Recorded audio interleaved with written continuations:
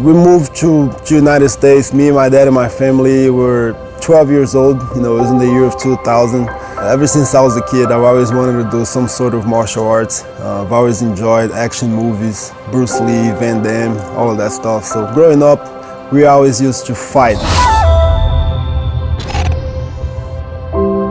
You know, when we came to America, and I think it was 3 years later, I first stepped in the gym, and you know, I fell in love with it right there. I think I was 14 or 15 years old.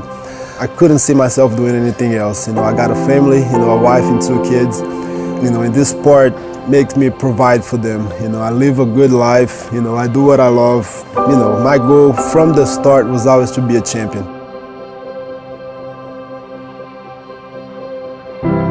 Went through some crazy injuries, you know, during this time. You know, I was off for like 2-3 years. Most doctors told me I would never fight again. You know, it was just some crazy stuff that happened.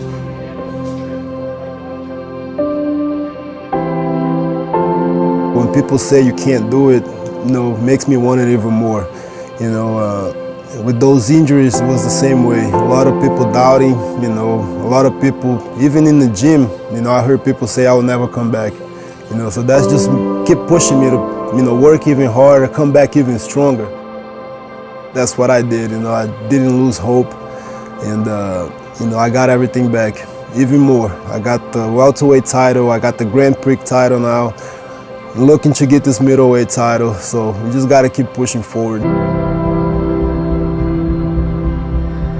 A couple of years ago, I went to the Performance Institute shortly after it opened, and everybody was kind of touring it, and Douglas was with us, and in there they have this machine where you can actually measure the level of pounds per square inch within your strikes, your kicks or your punches. This is digital and very accurate.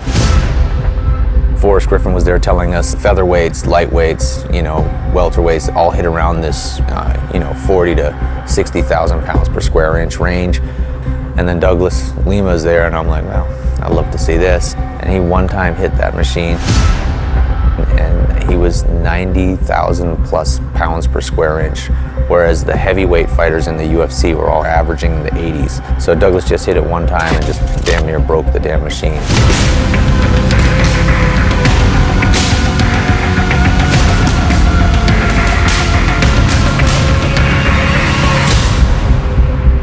I always wonder how, when Douglas fights people, whatever limb he touches somebody with, they're just dropping, even if it doesn't look like a hard hit. And everybody that Douglas knocks out is just, he knocks them dead.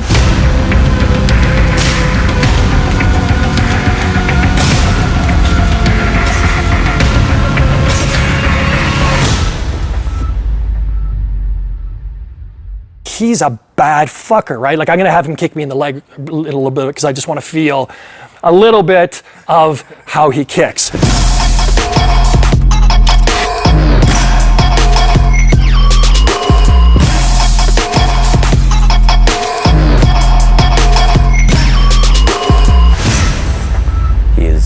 He's dangerous no matter what. So what are you gonna do against Douglas? Just be prepared to get hurt.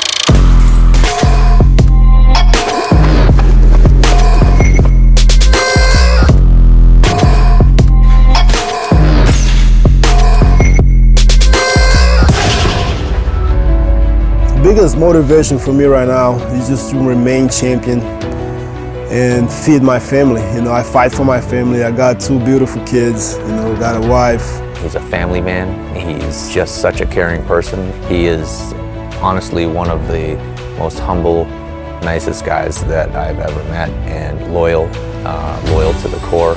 I would throw Douglas up against any MMA fighter in the world. He is so humble. He's such a grounded and nice individual. He is so focused, and there is some truth to the saying that be worried about the quiet ones.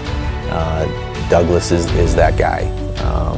He will walk to the cage, that door will shut, and then you're gonna eat some shots. You gotta have a motivation. You gotta have your mindset on something. And for me, it was always getting that belt back, being a world champion again. And I did it. You know, I'm proof. You know, I'm here. You know, if some people look at those X-rays from before, yeah, they'll never imagine this. You know what I mean? Because there was a point where I thought to myself I could never get it back. When it comes time to fight and that cage door closes, Douglas flips a switch and just turns into a completely different animal.